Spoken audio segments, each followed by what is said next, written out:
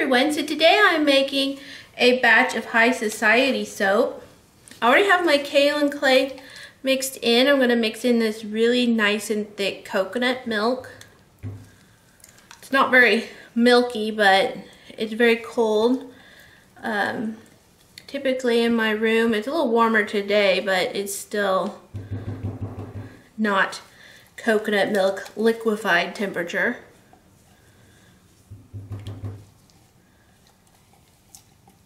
So I'm going to go ahead and blend this in ahead of time so that I can ensure that it is just nicely blended in. Tap out the air bubbles.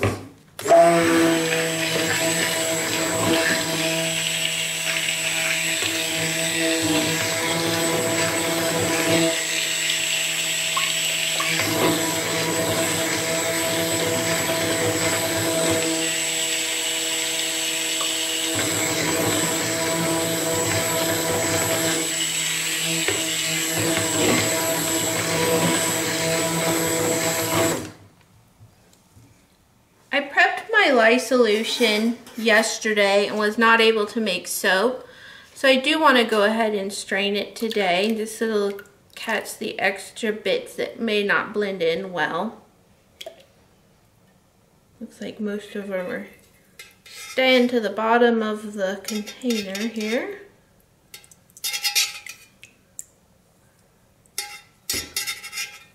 You might be able to see, I don't know if you can see down in there. There's quite a bit of bits that decided to stay down there.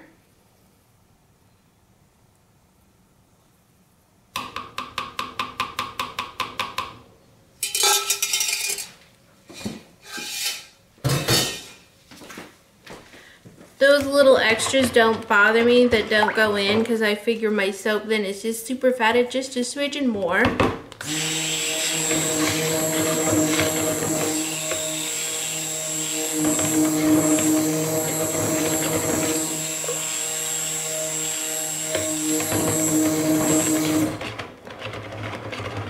The soap I'm making today is called High Society, and the fragrance is a dupe or a type of like So, I don't know if it's called So Lovely or just Lovely. I always consider it kind of like the feminine, I should say, version of Patchouli Rain, because there are some warm, earthy notes. So I'm going to go ahead and add in the fragrance oil. It's a little bit yellow. It's not too bad. I get asked a lot what percentage I'm using my fragrance at, and the typical range is 1 ounce per pound of oil, but I tend to do 5% or less. Pay attention to the usage rates of the fragrance oils. Almost all the suppliers are offering that information now, so it's important to pay attention to it so you're not using too much fragrance. So I know sometimes it looks like a lot in the little containers, but I'm telling you, I'm using standard usage rates. Looks really nice, smells amazing. So what I'm going to do is split it off into a couple of little containers. This is going to be a design similar to what I did for the rose quartz, only my goal is for it to be a different color here, but it's still a very similar design and everything. I had a subscriber say on that video that they'd love to see this soap in like a royal blue and royal purple with a little bit of silver. So that's what I decided to do.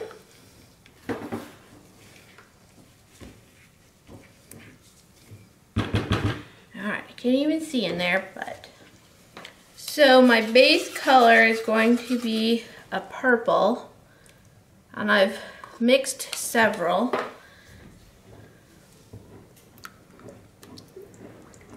I don't know how far I'm going to get for a royal. I may add just a titch of extra blue to it.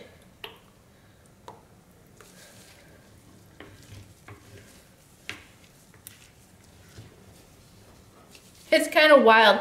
I feel like I'm working so far away from me. I would have the bucket way closer to me. But it's what I'm working with. There's the camera set up here. Ooh, that's pretty. I don't know if that's going to be considered a royal in the long run, but it's gorgeous. Alright, I better move on to the other color. Push this to the side for a moment. This one I'm going to do royal blue. I'm going to start with a little ultramarine blue and see where that takes me. Tap out the air bubbles. You can probably see them popping up. Still air bubbles. Still.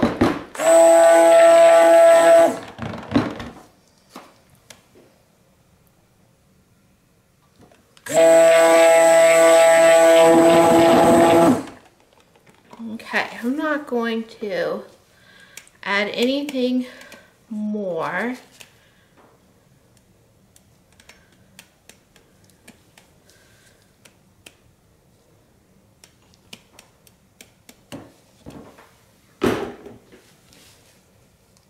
I'm not going to add any more of the ultramarine because I don't want the ultramarine to get crackles from the excess water. So I have a little bit of other blue mixed up. Just a little bit of mica to kind of deepen this just a bit.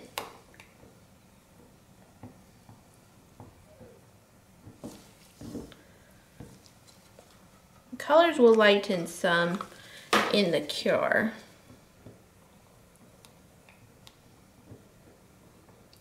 That looks nice. Alright, so then we just want a little bit of this silver.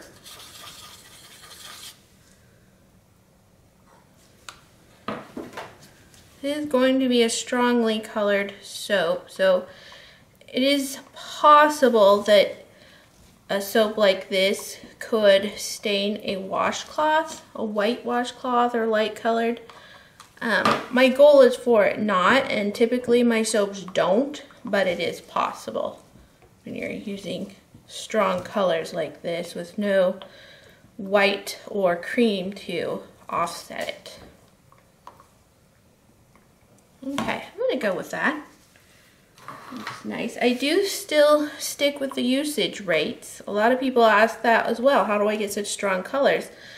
I actually only mix up, you know, combined what I feel like I can use, and I rarely use it. I'm going to clean up a bit and be back. So I'm going to stir this up, and then I'm going to move on with the in the pot swirl.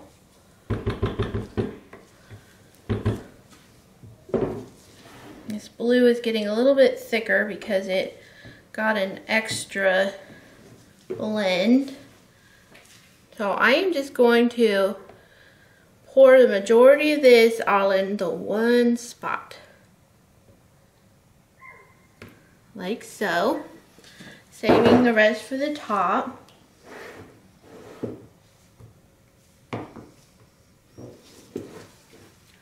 I'm going to pour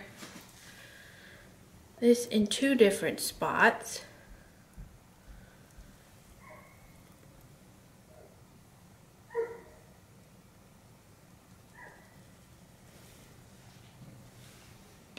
Saving that for the top. So I'm going to go in, stir it about, come into the edges. You don't want to do a whole lot.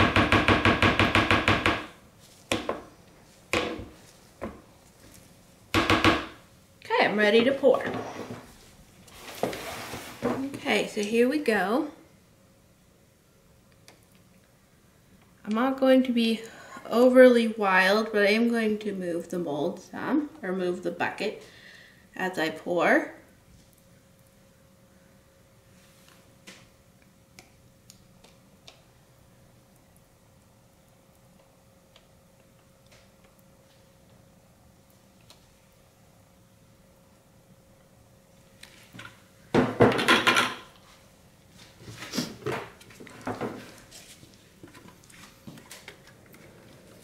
And scrape it down while it still has plenty in there so that it'll flow out together.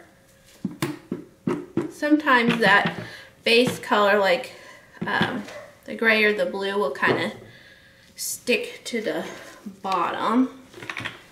Didn't mean to do that, but it looks like we need a little shift here. Okay, here we go. Apologize if you can hear my dogs barking. It's a very warm day and they're outside playing.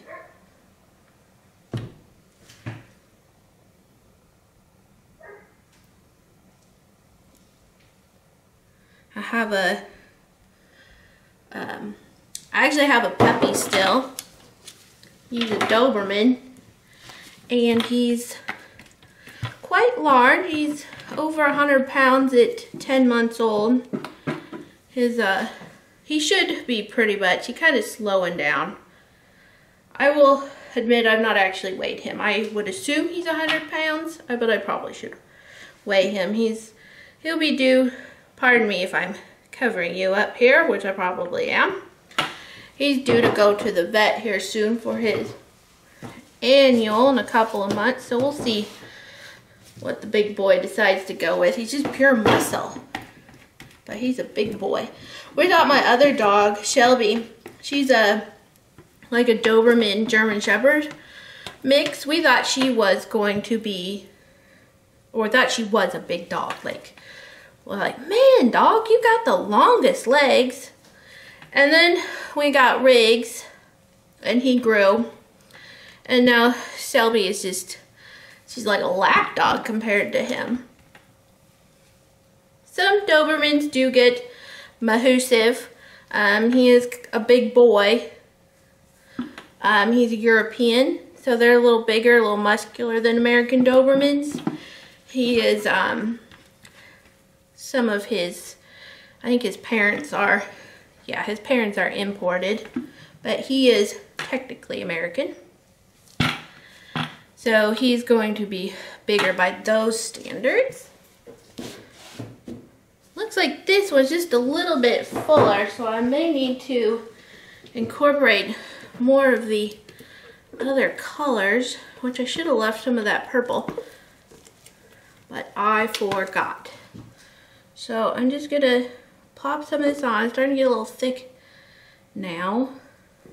Another question I often get is, what temperature do I soap? Well, I soap at room temperature. So today that means I'm soaping about 70 degrees. But typically I soap around 60 degrees. 60 to 70 anyway. But my attic apartment is typically, this is where I work, is in an attic apartment that it was already finished, but it needed a little work, so we painted it, and we still need to redo the bathroom. We cleaned it and closed the door, and that's where it's been. So we need to do that, but we have a nice attic apartment with really nice cabinets and everything. Okay, that's good. So now I'm going to put on the remainder of the gray. There's not a lot. Anyway, so up here in this attic, we're working on insulating it better. It wasn't insulated well, so we've been working on that. So I do have some temperature fluctuations. It's worst in the winter when it gets chilly up here. In the summer, I keep my air conditioner, I have a window unit, I keep it going, and so I keep a pretty nice temperature in here during the summer.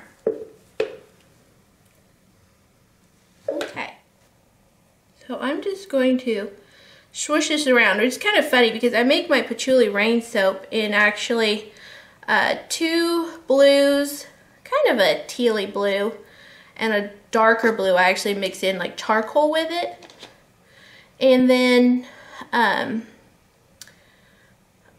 mix in some white and some dark purple. So I think this is going to be a bit similar, but it's beautiful. I love it. It was a great suggestion. I love your guys' suggestions because you come up with things that I might not have thought of before. So I do appreciate that. I think I'm just going to swish this around first. So anyway, I typically soap whatever the temperature of my room is. I let everything just come to room temperature, and that can be 60 to 75. So just depends on the time of year. Right now I'm working typically in a 60-degree room. Today it's 70 because it's 75 degrees outside. I do have the air conditioner running today up here in the attic because I can't cool it off otherwise, and I get warm working up here. Especially with the long sleeves and everything, and the apron and the hoodie, it gets warm. So I keep my air conditioner available to me all year long. That does contribute it to be cold, a little bit chilly in here in the winter, because it allows a little extra cool air to come in. Okay, I think that looks good. I'm going to spritz on just a little bit of this rainbow silver eco glitter from Bramble Berry. I just realized that I made a soap a while back, a different scent. It's been 2 to 3 years. I had a weird name, now I can't even think of it. Something about the moon. In Spanish, I do believe. Oh my word, this is so pretty. The way the light is reflecting on this glitter. Oh, it's so pretty. Oh, if I find that video, I'll link it. I'm not sure if I still have it up on my channel or not. But I did make one, actually, these similar colors. That's funny. This one did end up a little bit less soap in it. I might have to list it with 2 different listings. That's unfortunate, based on weight. Okay, so there we have it. We have the new batch of High Society soap made with a similar design to rose quartz that was suggested by a subscriber. Alright guys, I'll see you for the cut.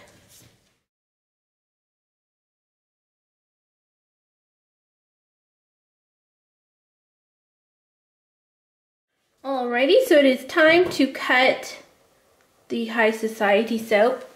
It turned out quite beautiful. I really like how it turned out. Now I do have a little bit of ash forming on the side, so I'm going to have to make sure I really spray this one well.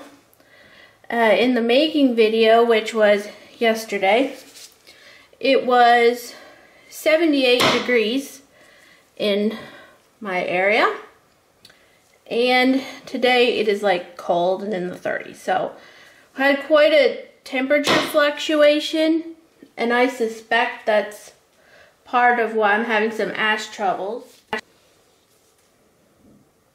Because ash will form with the drastic temperature changes. Cutting my bars just a smidgen thicker because they've been really curing down quite a bit as it's so dry right now. A lot of the moisture is evaporating. It's all the same thing in the long run. Soap will continue to evaporate moisture. This just makes a finer, longer lasting bar of soap. So, you know, while we do go by weight, it can fluctuate just a little bit over time and depending on the environment it's in. My soaps for this shape are typically 5 to 6 ounces, and my most recent ones have been over 5 ounces, but I noticed they weren't filling the box quite as well as I like them to, so I decided just to cut them a smidgen thicker for now. These are looking super duper. I love it. Such a great suggestion from Jenny. So thank you, Jenny, for your idea. So I realized that soap that I referred to that I'd made before, it had dark blue, dark purple, kind of a gold, and an earthy green. So obviously not the same, but this definitely reminds me of it. And that one, I believe I called it like Les de la Luna. I don't know. I don't speak Spanish. My husband's family has very strong Spanish ties, but I don't speak it. His grandmother, my husband's grandmother, could not even speak English. She was born in Cuba, but their families came from Spain and the Canary Islands. They were just born there, so they just kind of stopped over. And then once his grandmother and grandfather were married, then they came to the U.S. But Cuba was just a minor stop on my husband's side of the family. He doesn't speak Spanish either. He understands quite a lot of it just because of his grandmother, but he doesn't actually speak it. His mother does. Okay, so there we have it. We have this new batch of High Society soap. Let's see if we can get a little prettier bar. That one is still quite beautiful, but here we have High Society soap. This top is very sparkly, delightful. That one's not very sparkly in comparison to some of these other ones. So here's one that's sparkly. Alright guys, I'll talk to you later.